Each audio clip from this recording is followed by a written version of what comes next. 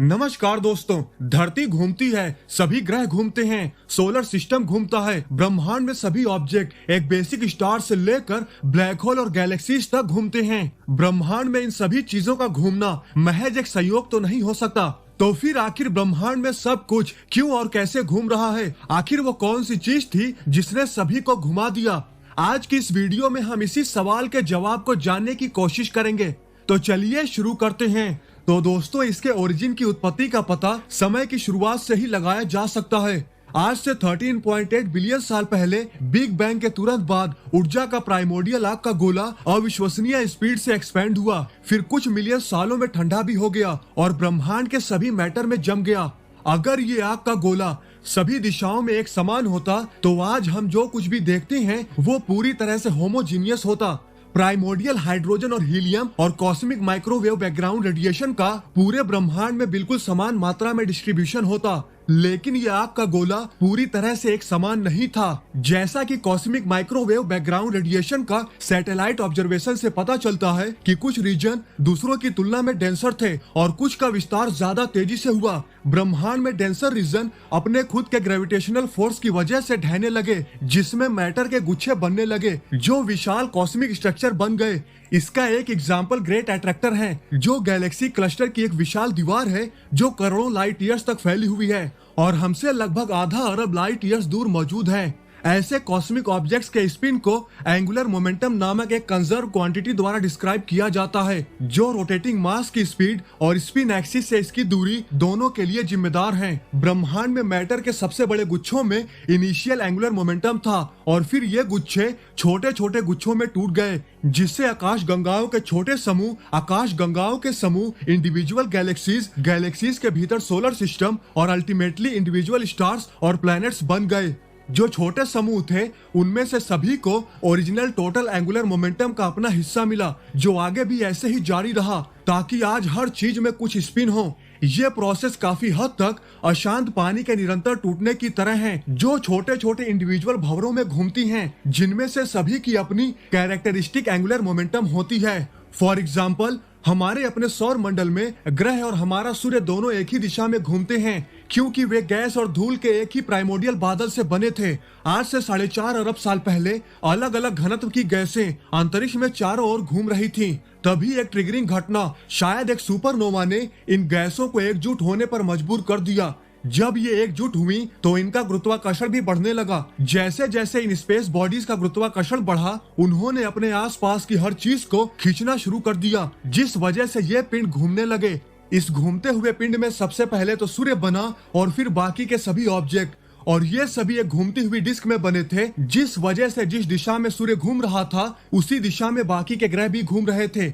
हालांकि आपने सौर मंडल में एक अजीब चीज देखी होगी कि यूरेनस एक ऐसा ग्रह है जो सभी के अपोजिट डायरेक्शन में घूमता है। इसके पीछे की वजह बताई जाती है कि कभी किसी समय कोई बड़ा ऑब्जेक्ट आकर इससे सीधा टकराया होगा, जिस वजह से इसकी दिशा बदल गई होगी। लेकिन अगर सामान्य तौर पर देखा जाए तो किसी भी सौर मंडल में सभी ग्रह उसी दिशा में घूमते हैं जिस दिशा में उनका स्टार घूमता है। वही बिग बैंग के बाद तारों के इवॉल्व होने और फिर नष्ट होने से ब्लैक होल बने, और चूंकि ब्लैक होल बनाने वाले तारे मूल रूप से घूम रहे थे, इसलिए उनकी संतानें भी घूम रही थीं। दरअसल भले ही सितारों का न्यूक्लियर फ्यूल इवेंचुअली खत्म हो जाता है, तब भी वे अपने मरने के बाद भी अपनी गति बनाए रखते हैं। जब तारे अपने नॉर्मल लाइफ साइकिल के बीच में होते हैं तो उनकी गर्म निचली परतें उनकी ऊपरी परतों के भारी वजन को संभालने के लिए पर्याप्त दबाव डालती हैं। लेकिन एक बार जब तारों का ईंधन खत्म हो जाता है और उनकी फ्यूजन रिएक्शन समाप्त हो जाती है, तो वे इस भार को सहन नहीं कर पाते और अपने ही ऊपर गिर जाते हैं, मतलब कि कोलैप्स कर जाते हैं। ब्लैक होल के निर्माण से पहले होने वाले सुपरनोवा विस्फोटों में तारे का कुछ द्रव्यमान उड़ जाता है, जिससे तारे के टोटल एंगुलर मोमेंटम का कुछ हिस्सा दूर चला जाता है। रिमेनिंग मैटर तारे के केंद्र की ओर गिरता है और तेजी से घूमता है। जिस तरह की स्कैटर जो अपनी भुजाओं को अपने बगल के करीब लाता है तो उसकी स्पीड बढ़ जाती है, ठीक उसी तरह एक टूटता तारा भी सिकुड़ता है और तेजी से घूमता है, जो कि ब्लैक होल के फॉर्म में होते हैं। अब जैसा कि हम जान चुके हैं कि कोई तारा कैसे घूमता है और इसी घूमते तारे की वजह से ही ब्लैक होल बनते हैं, इसलिए ब्लैक होल भी स्पिन करते रहते हैं। रही बात गैलेक्सी की, तो ब्रह्मांड के प्रारंभिक काल से गैस और बादलों ने मिलकर तारों का निर्माण किया। जितने भी तारों का एक दूसरे के करीब निर्माण हुआ था, ये सभी तारे गुरुत्वाकर्षण की वजह से एक दूसरे की ओर आकर्षित हुए, जिससे गैस के बादलों में घिरे तारों के विशाल समूह बन गए। आखिरकार तारों का ये समूह गुरुत्वाकर्षण के आकर्षण के जरिए एक साथ आते हैं और एक साथ मिलकर द्रव्यमान के एक समान केंद्र के चारों ओर घूमना शुरू कर देते हैं, जिसे हम बैरी सेंटर के नाम से भी जानते हैं। अब चूंकि इन सभी स्टार्स के कॉमन सेंटर के पास एक ब्लैक होल है, इसलिए हमें ऐसा लगता है कि सभी स्टार ब्लैक होल का चक्कर लगाते हैं, जबकि ऐसा है नहीं। सभी स्टार एक बैरी सेंटर का चक्कर लगाते हैं।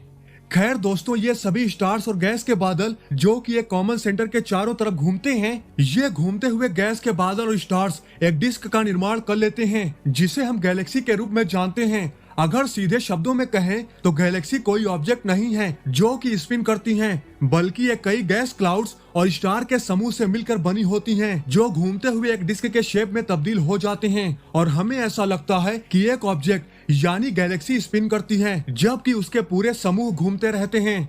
जैसा कि हम जान गए हैं कि स्टार्स कैसे घूमते हैं, ब्लैक होल कैसे घूमते हैं और गैलेक्सीज कैसे घूमती हैं। अब चूंकि इन्हीं सारी चीजों से मिलकर ही हमारा ब्रह्मांड बना है, तो आई होप आप मेरी बातों को समझ गए होंगे कि ब्रह्मांड के सभी ऑब्जेक्ट क्यों और कैसे स्पिन करते हैं, और ये भी समझ गए होंगे कि ये कोई एक संयोग नहीं है, बल्कि ये किसी की सोची समझी साजिश की वजह से हो रहा है। तो दोस्तों, आज की इस वीडियो में बस इतना ही। आई होप आपको ये वीडियो जरूर पसंद आई होगी। अगर आपको ये वीडियो पसंद आई है तो लाइक और शेयर करना न भूलें, और ऐसी ही अमेजिंग वीडियो देखने के लिए हमारे चैनल को सब्सक्राइब करना तो बिल्कुल भी न भूलें। तो मिलते हैं नेक्स्ट वीडियो में। जय हिंद।